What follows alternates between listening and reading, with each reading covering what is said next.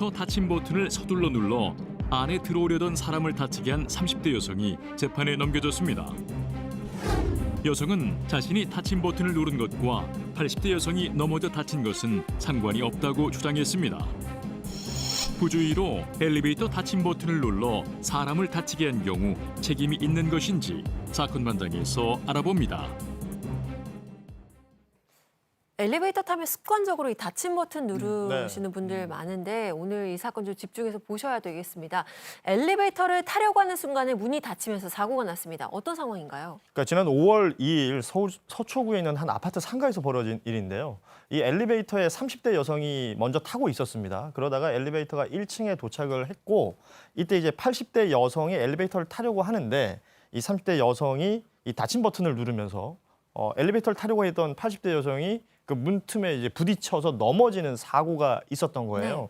그래서 살펴봤더니 이 80대 여성 뇌진탕 등에서 전치 2주의 상해를 입었다고 합니다.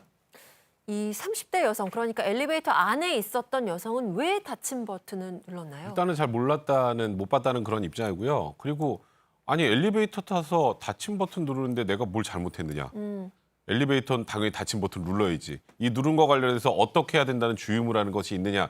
그러니까 우리가 과실이 있다라고 하려면 일정한 주의무 위반이 있어야 되는데 이건 주의무 자체가 없는 거고, 그러니까 내가 닫힘 버튼 누른 거하고 이 80대 여성이 넘어진 것, 넘어져 다친 것, 이건 아무런 인과관계가 없으니까 나는 혐의가 없다라고 했습니다만 재판부에서는 이렇게 얘기를 했어요.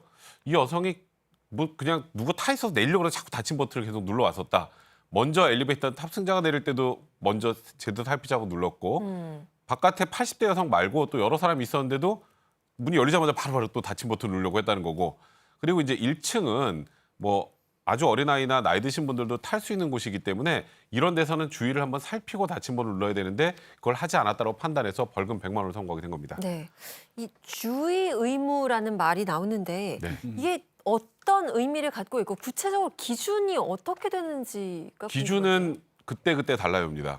우리가 보통 운전할 때 뭐 전방 주시 의무 뭐 이런 것들 있잖아요. 네. 그런 걸 게을리하면 주의무 위반이라고 하는데 사실 엘리베이터를 탔을 때 닫힘 버튼을 어떻게 눌러야 되느냐, 이렇게 눌러야 됩니다라는 규정은 없죠. 없죠. 그러니까 이런 것들을 통상적으로 그냥 생활 속에 있는 주의 의무라고 합니다.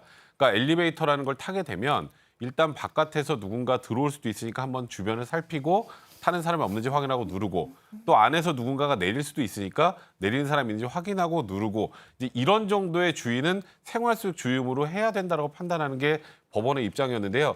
사실 말씀드렸던 것처럼 법적으로 엘리베이터 탈 때 어떻게 해야 된다, 이런 건 없습니다.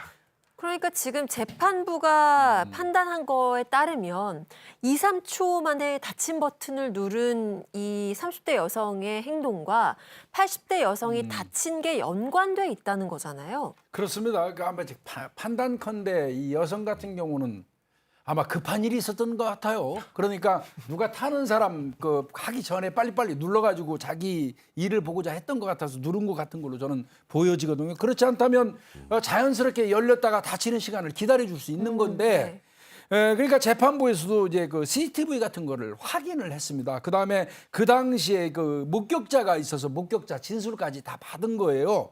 그런 내용 등등을 보면은 이 30대 여성의 어떤 닫힘 버튼을 누르는 행위하고 80대 그 여성이 이 다치게 된 상해까지의 관계 속에 인과관계가 인정이 된다. 네. 이렇게 지금 판단을 하는 거거든요. 다만 이제 그 문이 닫히는 바람에 들어올려다가 부딪혀버린 거 아니에요. 네. 80대 여성분이니까 아무래도 동작이 늦단 말이죠. 쑥 못 들어온 거죠. 다치고 있는데. 네네네. 그래서 이제 다친 건데 그때 아마 이제 넘어지니까 병원에 가자고 권유는 했던 것 같습니다. 그럼에도 불구하고 이제 화가 난 80대 그 여성분이 신랑이 하고 자기 인적사항 가르쳐주지 않은 거, 이런 부분은 또 인정이 되는 모양입니다. 네. 이 직전 사건에서 고의가 있었냐 없었냐, 계획이 있었냐 없었냐에 대해서도 이게 문제가 된다, 관건이 된다고 얘기를 하셨잖아요. 이 사건에서도 마찬가지일까요? 일부러 다치게 했다 안 했다? 이거는 일부러 다치게 할 목적으로 그 버튼을 저는 눌렀다고 보기는 좀 어려울 것 같고, 제가 만약에 이 사건의 담당 형사라면요, 이 여성이 그 당시에 어떤 바쁜 볼일이 있었는지 여부를 따질 것 같습니다. 그 과정에서 마구 누르는 바람에 본의 아니게 동작이 느린 그 연로한 여성분이 뒤늦게 진입하다가 부딪힌 걸로 저는 그렇게 볼 것 같습니다. 네. 그런데 이 사건이 그냥 80대 여성이 다친 거에서 끝난 게 아니라 폭행 혐의로 80대 여성이 지금 기소가 됐어요. 무슨 일이죠? 네, 맞습니다. 김복준 교수님이 설명해 주신 대로 이 30대 여성은 고의가 아니라 그러니까 과실로 이 80대 여성을 다치게 했으니까 과실치상으로 기소가 됐는데 네. 여기서 끝난 것이 아니라 이 80대 다치신 여성분은 이 30대 여성이 엘리베이터 버튼을 눌러서 내가 다치게 되었다고 생각을 해서 이에 격분해서 지금 그림 나오는 것처럼 30대 여성분의 머리와 팔목을 잡고 이제 밀친 거죠. 실랑이가 벌어져서 이 부분에 대한 폭행 혐의로 또 기소가 됐습니다.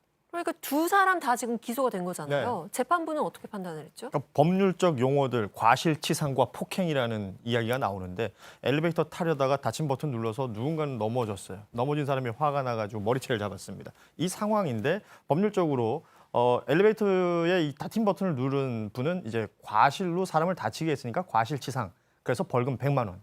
그런데 넘어졌다고 화가 나서 이 여성을 머리채를 붙잡은 이분은 폭행을 가했으니까 벌금 70만 원을 각각 선고했습니다.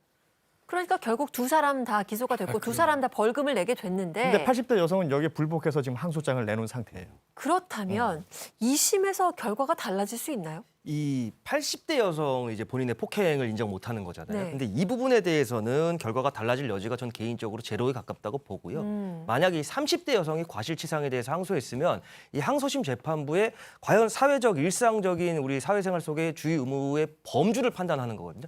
그래서 그건 뒤집어질 여지가 있지만 이 80대 여성분의 항소는 받아들여지기가 어렵죠. 아마 이 80대 여성분께서는 안 될 거예요. 이거. 정당방위라고 생각하신 것 같아요. 아, 그러니까 이게 문을 닫아도 내가 넘어졌으니까 그러니까 쉽게 말해서 내가 이렇게 지금 그 위반 침해를 당했으니까 이에 대해서는 방어 행위를 한 거라고 생각하시는 것 같은데 사실 우리가 정당방위 여러 번 얘기하지 않았습니까? 이런 사안에서는 정당방위 받아들이기 좀 어려울 것 같습니다.